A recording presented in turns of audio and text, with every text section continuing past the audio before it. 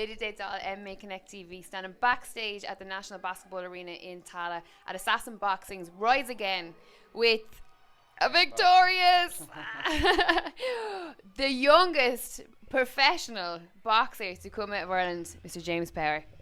How are you? Not too bad. No, Just yourself? grabbed you. You were just in the ring. They were parading you around. It's good to have you here. Thanks.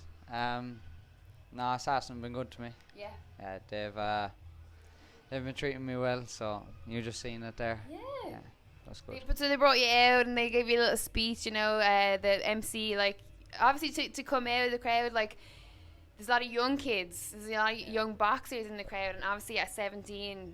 They will definitely be looking up to you. I mean, there's adults that look up to you. What's it like? You've had a mad couple of weeks. You've been all over the press. The youngest professional boxer, like an incredible achievement at 17. Thank you. No, it's not much different. Taking in my stride. Training is still the same. Still focusing on boxing. It's not much different. No, it's not much different. So how was Mexico? How long ago was it now? Last month? Yeah, 2 weeks or something like that. It was a good experience. I went over with Declan Garrity, my trainer. We met up with Israel Doofus. Yeah. He's another assassin boxer. It was a good experience. Yeah. So, what was different this time? Going, obviously, you know, you're going abroad. Obviously, it's the professional ranks. You know, fighting Mexicans. But in terms of the lead up to it, was there anything different? No, I was training hard with Declan. He's a good trainer. Just listening to what he said, and I knew if I done what he said, everything would work out just fine. So, no, there wasn't much different. What was the reception for you like over there? In Mexico? Yeah. The crowd was good. Very good. They wanted to see people that wanted to do damage with their shots. They wanted to see a fight. So, when I did start landing shots and I did put away my opponent, the crowd was unreal. It was very like an Irish crowd. Yeah, it felt like home. Good stuff. So listen, at 17, I mean, obviously you're breaking records with your age and going into the professional ranks. But why now? Like, why boxing? How did you get into it? You know, for someone for so young to be so dedicated and so driven, it's amazing. You know what I mean?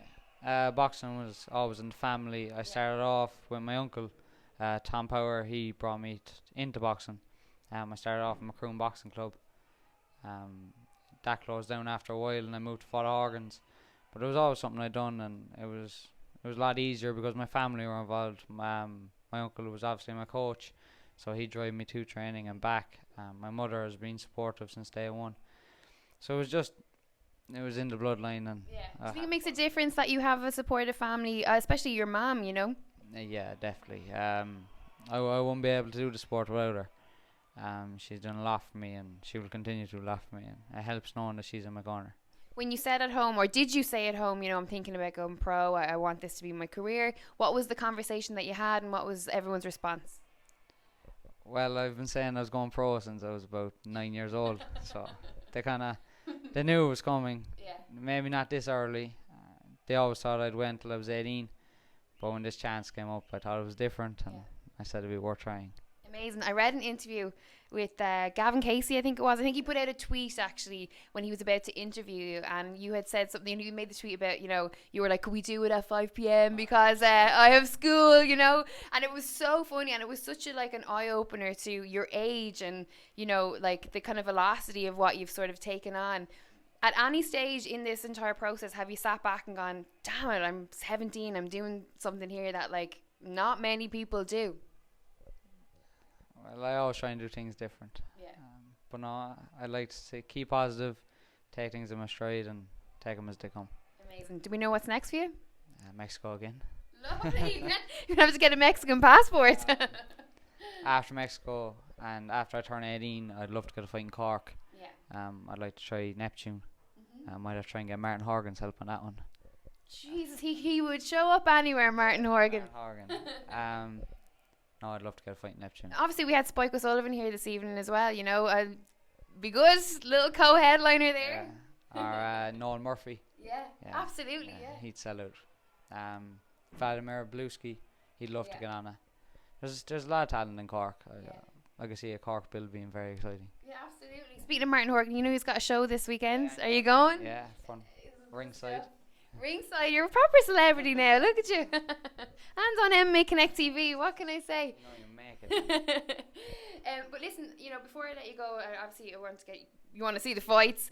But there's a lot of young fans that we have that watch the show. Kids that are like in their early teens that are just starting out boxing. They're just starting out MMA. What would you say to them in terms of their training and if they want to take this seriously as a career? Go to Mexico.